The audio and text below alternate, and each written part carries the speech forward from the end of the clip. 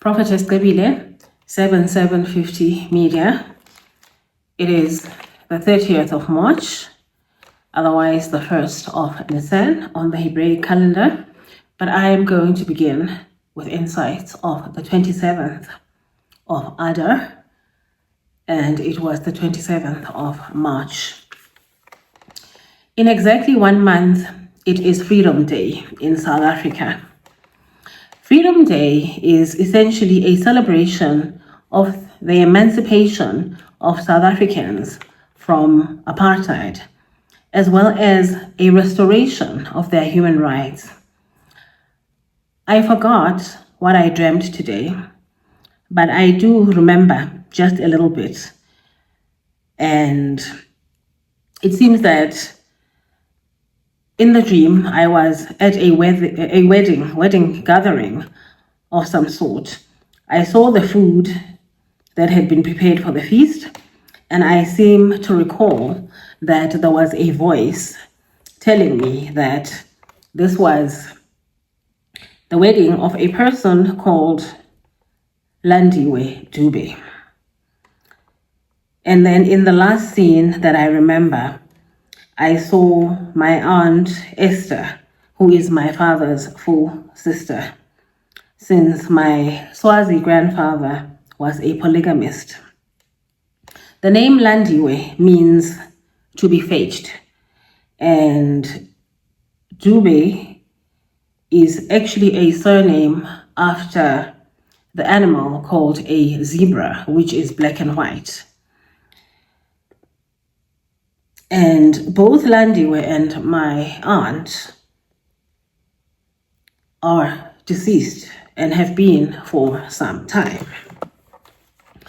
So that was a little bit weird, although in the circumstances, I think I actually understand why I saw those two people, or at least I dreamt of them, right?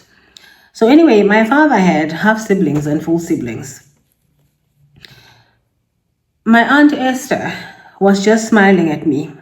She didn't say anything, but on her head, she wore something that resembled the Queen Mother's crown of Emadinda, the sacred royal insignia made of wooden pegs from a certain sacred tree. Even in the middle of her forehead, it had the royal Swazi feather, Likwalakwala, and it is the feather of the national bird of the royal kingdom of Eswatini. It is otherwise known as the purple-crested turaco. Wikipedia states that the purple-crested lory, called kuru in Venda, or in the Venda language, the national bird of the kingdom of Eswatini, and the crimson flight feathers of this and related turaco species are important in the ceremonial regalia of the Swazi royal family. These feathers, called emagwalagwala, plural, are part of the logo of 7750 Global Media and Publishing, and they appear on the eagle that is on the logo, and its wings are finished off with the crimson feathers of Likwalakwala, the Luri bird. The bird has a purple-colored crest above a green head, a red ring around the eyes, and a black bill. The neck and chest are green and brown. The rest of the body is purple with the red flight feathers. As already stated, it is called kuru in the Venda language. Talking of the Venda language, also referred to as Luvenda on Wikipedia, on Monday, the 24th of March, 2025, I found a voicemail on my phone. And this voice note that was on my voicemail, was in the Venda language. The voicemail came through to my phone on the 12th of March 2025 at 11:16. My phone had tried to transcribe what was being said. This voice note is sent from the number of one Sergeant Ramoredi of the SAPS after the meeting of the 12th of March 2025. Please remember that I was talking about the 2025 Buganu or Marula Festival from as early as October of 2024. As the Festival of Booths or the Feast of Tabernacles was approaching, God gave me the time of the Buganu Festival as marked from the 20th of February 2025, being the 49th year anniversary of the death of Catherine Kuhlman, to about the 20th of March, which was the vernal equinox. And that is essentially the time of Pisces, the fish. He knew the plans of the enemy, and he wanted me to pray and to hearken to his counsel way ahead of time. So let me go back to the voicemail that was left on my phone from the Venda sergeant of the SAPS, and the transcription reads something like shoe, as in the shoe that you wear or you put on your foot. And it says, I'm a prophet, as in the profit that you make when you sell merchandise, or you sell commodities, or you sell your services. Wonderful. And she continues and she goes, well, at least the transcription says, it says, ibuprofen size. Now, ibuprofen is an anti-inflammatory drug, so it's a pharmaceutical drug that health practitioners may administer to patients for various conditions. The size obviously relates to the shoe, as in, if the shoe fits, wear it. Wonderful. But she was speaking in Venda, not in English. But the message that was transcribed onto my phone goes, shoe, I'm a prophet, ibuprofen's size. Remember that I only found this message on the 24th of March, 2025. What she was actually saying in Venda is part and parcel of what the Lord has been talking to me about, as articulated in the earlier videos. And that is, there are things that have been going on in the darkness. The collusions of the police, prosecutors, and magistrates in matters of justice, where bribes have been paid by those who seek certain outcomes, and bribes have been received by those who use their professions and seats of power and authority to pervert the course of justice. I hear the voice of Dionne Warwick singing Whispers in the Dark, but she also sings Light in the Dark in an age of miracles. The mobile number of the third Sergeant Ramoredi has the combinations 63, 58, and 54, obviously on the South African gate or the dial code. I saw her car, or rather I saw the car that she was driving in on the 12th of March. And the song that was playing when I saw her car was Age of Miracles. That's what was playing in my car. 63 could be 1963, or could be the age, 63 years old. 58 could be 1958, or it could be 58 years old. 54 could be 1954, or 54 years of age. Someone who is born in 1963 is 62 years old in 2025. Someone born in 1958 is 67 years old in 2025, and someone born in 1954 is 71 years old this year.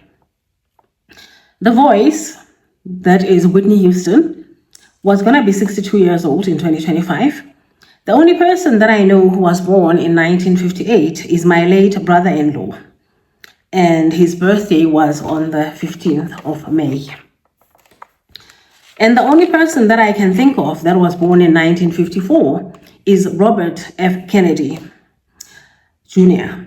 Of the three people, it is only Robert F. Kennedy Jr. who is still alive. I've dreamt of Whitney Houston often enough, my brother-in-law as well, but Robert F. Kennedy I have only encountered because of the Aleister Crowley connection. I'll come back to Aleister Crowley in a bit. Let me go back to Perry Stone's book, Deciphering End-Time Prophetic Codes. And he writes, in 2 BC, Augustus was celebrating his silver jubilee and the 750th anniversary of Rome.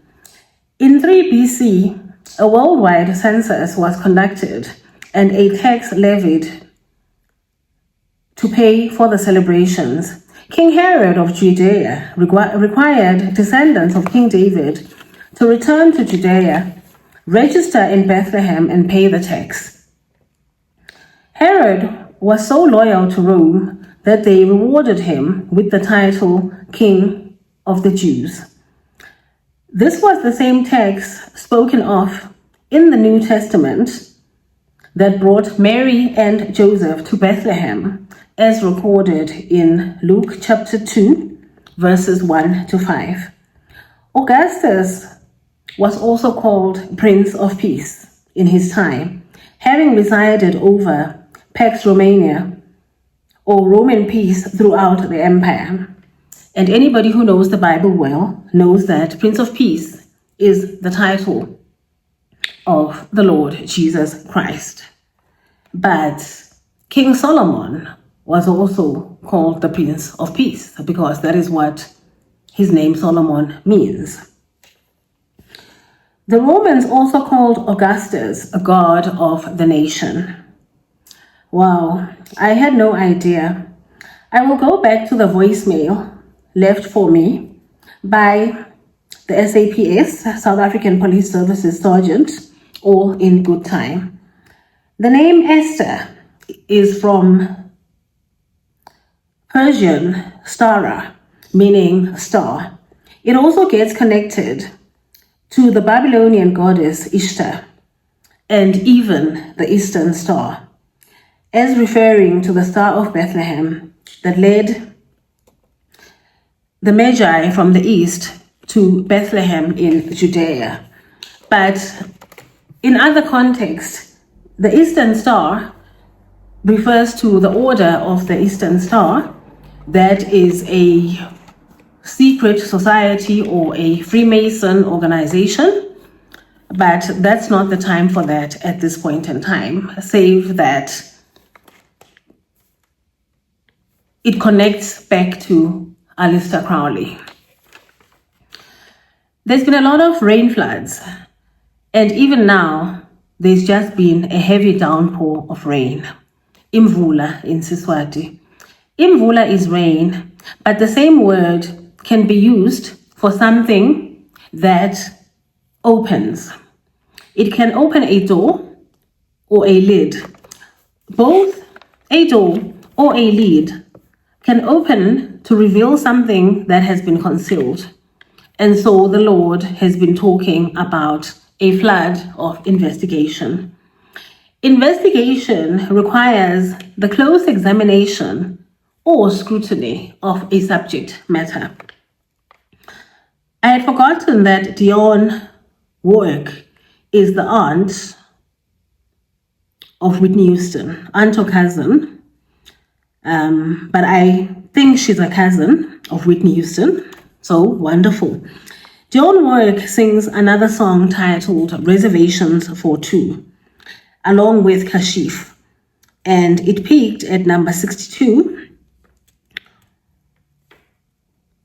on the Billboard Hits 100, number 7 on Adult Contemporary, and number 20 on R&B's singles chart of 1987. The song is about a woman and a man who are best friends. And so now I hear the same Dionne Warwick singing friends can be lovers, lovers can be friends. Emperor Augustus must have had a lot of secrets of the Queen Cleopatra kind, and I am going to leave that here for now.